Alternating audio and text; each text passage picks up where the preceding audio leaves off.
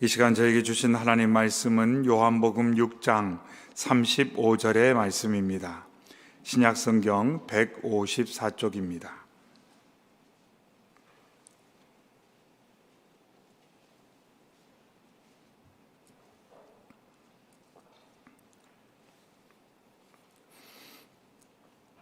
요한복음 6장 35절의 말씀, 한 절의 말씀 같이 읽겠습니다.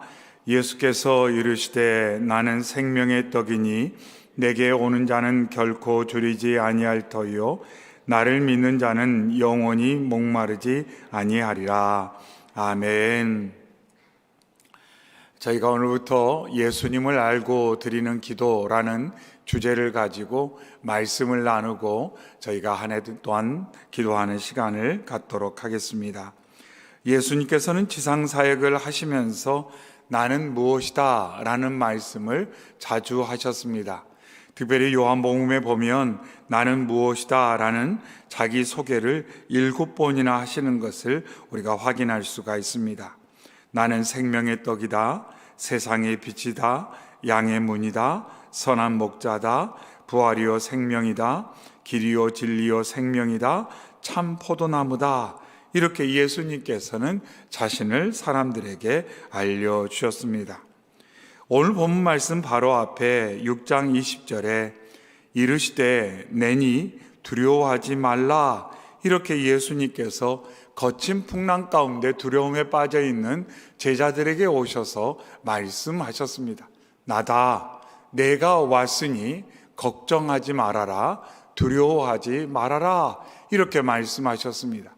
그 말씀을 바꾸어서 우리가 생각을 해본다면, 너희가 정말 내가 누군지를 안다면 너희는 두려움 가운데 그렇게 힘들어하지 않아도 됐을 것이다, 이렇게 예수님께서 말씀하시며, 예수님이 누구신지를 아는 것이 얼마나 중요한가를 이러한 표현을 통해서 강조하고 있습니다.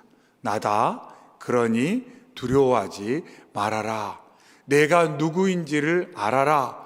그러면 너희들이 두려움으로부터 벗어나게 될 것이고, 이 거친 풍랑 가운데서도 너희들이 안연하게 담대하게 믿음을 가지고 힘을 얻게 될 것이다, 이렇게 예수님께서 말씀을 하셨습니다.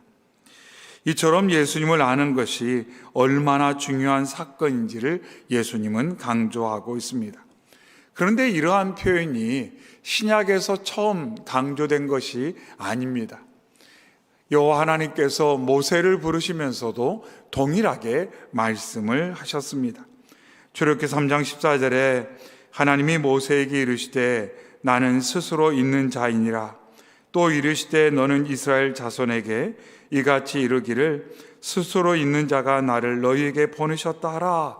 이렇게 모세에게 자신을 나타내시면서 거친 풍랑 가운데 찾아오셔서 하신 말씀처럼 나다, 이렇게 모세에게 말씀을 하셨어요. 그래서 하나님께서는, 또한 예수님께서는 사람에게 많은 것을 말씀하시기 전에 먼저 나야, 나다, 이렇게 하나님께서, 예수님께서 말씀하시는 것을 볼 수가 있습니다. 그러면서 사람으로 하여금 하나님을, 예수님을 알 수 있도록 도와주시는 것을 보게 됩니다. 하나님께서는 자신을 사람들에게 알려주셨습니다. 왜냐하면 사람들이 예수님을, 하나님을 알아야만 하기 때문에, 그들에게 정말 필요한 것은 다른 것이 아니라 하나님을 아는 것, 예수님을 아는 것이 그들에게 필요하기 때문에 하나님은 무언가를 응답하시거나 무언가를 역사하시거나 무언가 가운데 구체적으로 그들의 삶 가운데 개입하시기 전에 사람들에게 나다, 이렇게 말씀하시면서 자신이 누구인지를 먼저 알려주시고, 너가에게 정말 중요한 것은 다른 것이 우선한 것이 아니라 나를 아는 것이다, 이렇게 말씀을 하셨습니다. 그래서 하나님께서는, 예수님께서는 이처럼 사람들을 도우시고자 자신을 계시하셨어요. 즉 사람의 노력으로는 하나님을 알 수 없고 예수님을 알 수 없기 때문에 예수님께서 우리의 인생 가운데 찾아오셔서 자신을 우리가 알 수 있도록 계속해서 보여주시는 그것을 계시의 사건이다, 이렇게 볼 수가 있습니다. 우리가 한 해를 시작하면서 이러한 말씀을 깊이 살펴보며 우리가 이 말씀을 통해 예수님은 누구신가 하는, 거기에서부터 우리의 기도가 시작되기를 바랍니다. 예수님께서는 이 말씀을 통해 너희가 기도할 때 나를 알고 기도했으면 좋겠다, 나를 알고 너희가 힘을 얻고, 나를 알고 너희가 평안을 얻고, 나를 알고 너희가 진리의 반석에 굳건히 서서 너희가 기도하고 하나님께 나아가기를 바란다, 이렇게 말씀을 하고 계십니다. 오늘은 그 첫 번째 시간으로 방금 읽은 말씀처럼 생명의 떡으로 자신을 계시하신 예수님의 말씀을 함께 나누도록 하겠습니다. 35절 상반에 예수께서 이르시되 나는 생명의 떡이니, 또 48절에도 내가 곧 생명의 떡이니라, 이렇게 예수님 말씀하셨습니다. 예수님께서는 어려운 것에 비유하여 사람들에게 말씀하지 않고 그 당시에 사람들이 아주 친숙한 대상을 통하여서 자신을 사람들에게 알려주셨습니다. 그러면서 예수님께서 쉽게 말하기를 내가 떡이다, 저와 여러분에게 예수님께서 직접적으로 말씀하셨다면 내가 밥이다, 이렇게 말씀하셨을 거예요. 이스라엘 백성들은 떡을 먹고 살았습니다. 가난한 사람들은 보리떡을 먹고 삶을 살았고, 좀 형편이 나은 사람들은 밀떡을 먹었어요. 그래서 어떤 재료로 떡을 만드느냐의 차이는 조금 있었을지 모르지만 모든 이스라엘 백성들은 보리떡, 밀떡, 이처럼 떡을 먹고 주식으로 그들은 삶을 살았습니다. 그들 모두가 부정할 수 없는 것은 떡을 먹지 않으면 죽을 수밖에 없다는 것, 그것을 모든 사람들은 잘 알고 있었습니다. 예수님께서는 이처럼 떡에 대해서 자신을 비유하여 말씀하시면서 자신을 생명의 떡이다, 이렇게 말씀하셨습니다. 그러면서 떡이 육신의 배고픔을 해소해 주는 것처럼 자신이 인생의 가람을 해결해 주시는 분이라는 것을 여기서 강조합니다. 35절 하반에 내게 오는 자는 결코 줄이지 아니할 터요 나를 믿는 자는 영원히 목마르지 아니하리라, 이렇게 말씀합니다. 육신의 떡은 먹고 나서 시간이 지나면 배고프지만 생명의 떡으로 오신 예수님을 경험하는 사람들은 결코 줄이거나 배고프지 않을 거다, 이렇게 말씀하고 있어요. 무슨 말씀이냐면 너희의 육신이라는 것은 시간이 지나면 소화가 돼서 뭔가를 또 먹어야 생명이 유지되지만 너희의 영혼, 너희의 중심은 세상의 그 어떤 것으로도 너희가 생명을 누릴 수 없고 오직 예수 그리스도를 통해서만 너희가 생명을 얻고 예수님과 함께 할 때, 예수님을 믿게 될 때 그 생명이 너희의 중심에 가득하여 저희가 바울 사도가 빌립보 성도들의 한 것처럼 내가 자족을 배웠습니다. 일체의 비결을 가지고 있습니다. 저는 풍부합니다. 풍요합니다. 넉넉합니다. 차고 넘칩니다. 이렇게 말할 수 있는 완전한 충족과 만족을 누리게 된다고 여기서 오늘 주님께서 말씀을 하고 있습니다. 파스칼은 말하기를 사람의 가슴에 조그마한 구멍이 있는데 그것은 세상의 그 어떤 것으로도 채워주지 않고 하나님의 은혜, 예수님을 통한 하나님의 사랑을 경험할 때만 그 구멍이 채워지고 그럴 때 우리의 인생 가운데 참된 만족을 누리게 된다, 이렇게 말을 했는데 예수님께서 그것을 오늘 본문 말씀을 통해 강조하고 있습니다. 그래서 예수님께서 자신이 모든 사람의 궁극적인 필요이며 인생의 근원적 필요를 예수님께서 채워주신다. 무슨 말이냐면 예수님이 주시는 무엇으로 사람들이 채워지는 것이 아니라 예수님 자신으로 사람들의 궁극적 필요가 채워진다고 말씀합니다.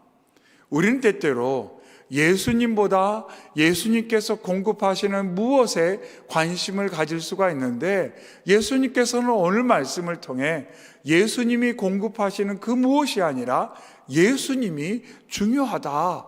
왜냐하면 예수님께서 우리의 생명의 떡이시기 때문에, 우리의 인생의 가람, 우리의 심령의 가람, 영혼의 가람을 해결할 수 있는, 이 공고하고 가련한 인생의 문제를 해결할 수 있는 분이 우리 주님 예수 그리스도시기 때문에, 우리가 구하고 우리가 소망해야 되는 것은 예수님께서 공급하시는 그 어떤 것이 아니라 예수님의 본체를 구해야 된다, 이렇게 말씀을 하고 있습니다.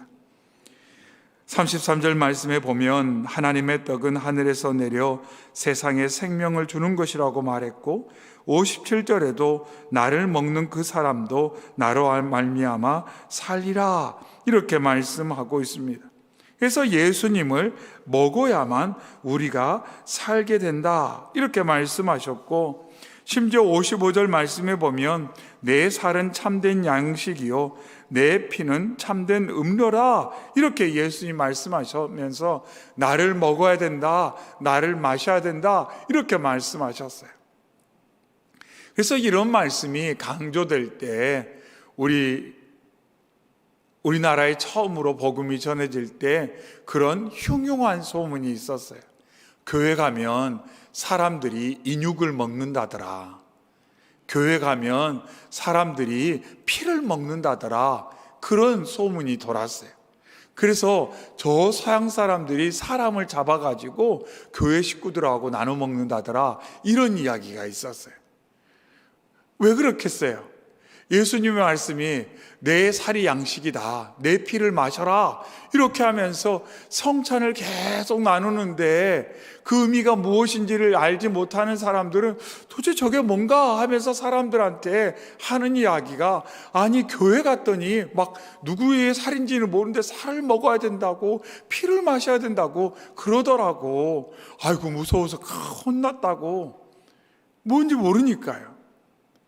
오늘 말씀을 통해 예수님께서는 예수님의 그 희생의 참된 의미가 무엇인지를 설명하고 있고, 우리가 얼마나 예수님께 의존된 존재인지, 또 예수님의 그 희생이 있었기 때문에 그 희생을 통해 우리가 얼마나 놀라운 축복을 받아 누리고 있는지를 여기서 정확하게 일러주고 있습니다. 그러면서 오늘 말씀 가운데 두 가지를 강조하는데, 내게 와라, 나를 믿어라, 이렇게 말씀합니다. 먹는 행위를 두 가지로 강조하는데, 온다, 그리고 믿는다, 이렇게 말씀하고 있어요. 그래서 우리가 예수님을 먹는 행위를 본문에서 좀 더 구체화한다면 예수님께 다가서는 것, 그리고 예수님을 믿는 것, 이렇게 풀어 설명할 수가 있습니다. 이사야 말씀 가운데 오라 너희 목마른 자들아 물로 나아오라, 돈 없는 자도 오라, 너희는 와서 사 먹되 돈 없이 값 없이 와서 포도주와 젖을 사라, 이렇게 초청을 하고 있습니다. 그래서 하나님께서는 선지자를 통해 계속 강조하는 것은 뭐냐면, 너희의 인생이 지금 목마르지 않느냐, 하지만 너희의 삶 가운데 필요한 것을 구할 만한 능력이 없지 않느냐, 그것을 인정하고 내가 돈 없음을, 내가 목마름을 인정하고 와라, 와서 값없이 돈 없이 먹어라, 이렇게 하나님께서 이스라엘 백성에게 말씀을 하셨다는 것입니다. 또한 예수님께서는 생명의 떡이신 예수님을 소유하기 위해 예수님을 믿어라 강조하십니다. 요한복음 7장 38절에 나를 믿는 자는 성경의 이름과 같이 그 배에서 생수의 강이 흘러나오리라, 이렇게 말씀합니다. 너희가 나를 믿는다면, 내가 누구인지를 온전히 알고 나를 의지하고 나를 너희의 마음 가운데 영접한다면, 나와 연합하고 나와의 온전한 회복된 언약의 관계 가운데 너희가 산다면, 너희가 이전에 경험하지 못했던 놀라운 축복을 너희의 심령 중심으로부터 경험하게 될 것이다, 이렇게 예수님께서 분명하게 말씀을 하셨어요. 그래서 예수님을 생명의 떡으로 알고 예수님을 먹는 것은 말씀에 있는 것처럼 예수님께 가까이 나아가는 것, 예수님을 믿는 것, 이렇게 분명하게 말씀하고 있습니다. 그래서 우리가 예수님을 나의 인생의 절대적 필요의 대상인 생명의 떡으로 할 때 우리가 다른 어떤 것에 시선을 두거나 다가서기 전에 먼저 예수님께 다가가고 예수님을 믿을 때 우리가 그 예수님과의 연합된 관계를 통해 예수님을 우리가 먹게 되고 소유하게 되고 누리게 되고, 그러면서 바울 사도가 말한 것처럼 저는 어떤 것이 있고 없고 거기에 주도당하는 삶이 아니라 내가 예수 그리스도를 만났고 예수 그리스도를 알기 때문에 나는 일체의 베개를 배워서 어떠한 중에도 자족하고 풍부하고 넉넉한 삶을 살고 있습니다. 이렇게 옥중에 갇혀서도 성도들에게 기뻐하라고, 쉬지 말고 기도하라고, 감사하라고 말할 수 있는 그러한 놀라운 내적인 역사와 축복을 누리게 됨을 오늘 말씀을 통해 주님께서는 말씀하고 있습니다. 바라고 원하는 것은 저희가 오늘부터 이처럼 예수님이 누구신가, 우리가 익히 들어왔던 말씀이에요. 그러나 항상 우리가 기억해야 될 것은 우리의 신앙생활, 특별히 우리가 오늘 이 저녁에 모여 함께 기도할 때 우리의 기도의 초점, 시작점이 다른 데 있는 것이 아니라 예수님이 누구신가 하는 것을 바로 아는 데서 우리의 기도가 시작되고 그 반석 위에 우리의 기도가 세워지기를 바랍니다.